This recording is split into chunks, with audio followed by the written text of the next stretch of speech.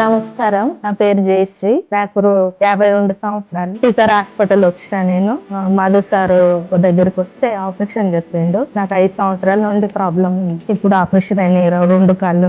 నేను బాగా ఉన్నాను, నడుస్తున్నాను. ఇంకా స్టాఫ్ కూడా మంచిగా చూస్తున్నారు, డాక్టర్లు కూడా బాగా చూస్తున్నారు. మంచిగా ఉన్నాను నేను ఇప్పుడు. Thank you teacher Madhu sir. నమస్కారం, మేము శ్రీకర హాస్పిటల్ కి విజిట్ చేస్తాము మా మదర్ తో. ఆమెకి 52 years.